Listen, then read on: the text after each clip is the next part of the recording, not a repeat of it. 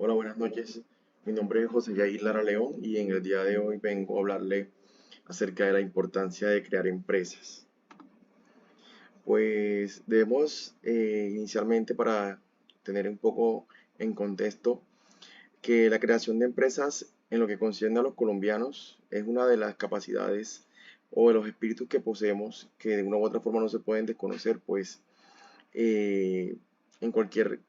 lugar en el que nos encontremos, notamos la capacidad de emprendimiento que poseen cada uno de los habitantes del territorio nacional, ya sea para iniciar empresas formalmente o en su defecto para incursionar en la creación de negocios, por así decirlo, informales o a través de plataformas digitales. Digamos que de una u otra forma la capacidad del colombiano de trabajar es reconocida y lo prueba en el progreso que se logra en los diferentes sectores económicos, indistintamente del tipo de emprendimiento que, en el que decidan incursionar. Podemos resaltar que a nivel de país o a nivel económico la importancia de la creación de empresas radica en que la capacidad que tienen las pymes para generar empleo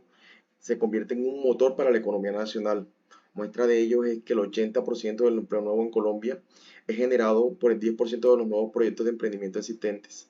Esta es una cifra sacada de el último reciente estudio del DANE y de la Cámara de Comercio de Bogotá.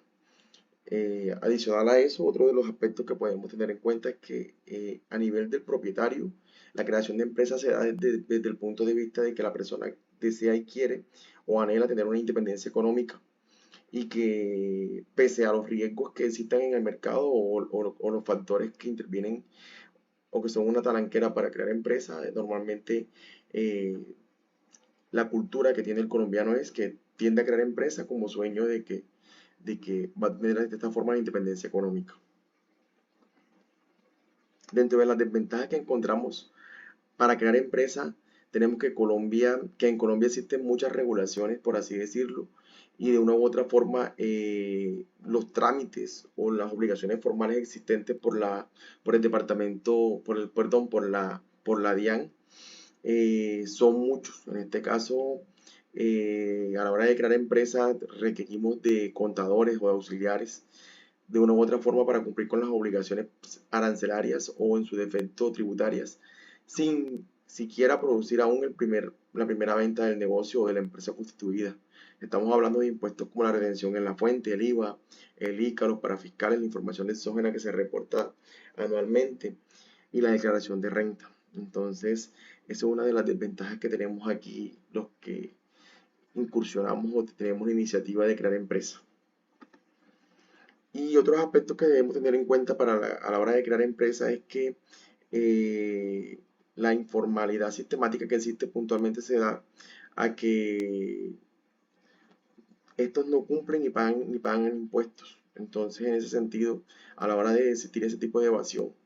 se convierte en uno de los aspectos puntualmente en donde no se reconocen como uno de los negocios o no se reconocen o no están dentro de las estadísticas existentes a nivel del DANE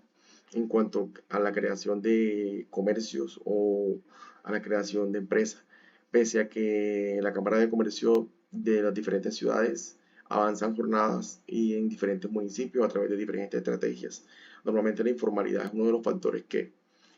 perdura o que está presente en lo que es la creación de empresas. Y adicional a eso podemos hablar que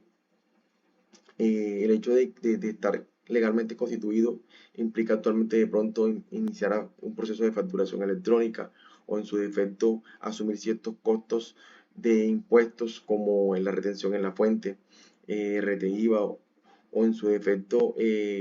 el simple hecho de tener, como quien dice, la obligación de tener de pronto una persona allí en la empresa para que te colabore, te ayude o te apoye a la hora de presentar esos informes se convierte en un gasto y que de una u otra forma esa serie de gastos sumados es, se convierte, por así decirlo, en barreras para que las empresas perduren en el tiempo. Y el problema principalmente, por así decirlo, es que la política de fiscalización de la DIAN o la autoridad tributaria se convierte puntualmente en auditar a quienes formalmente presentan unos impuestos. Sin embargo, ante la evasión no existen de pronto medidas agresivas que busquen, como quien dice, de que esas personas o esas empresas que están omitiendo el pago eh, continúen en la evasión y puntualmente no se creen programas o no se invierta puntualmente los recursos recaudados en mejoras en los diferentes sectores económicos del país. Muchas gracias.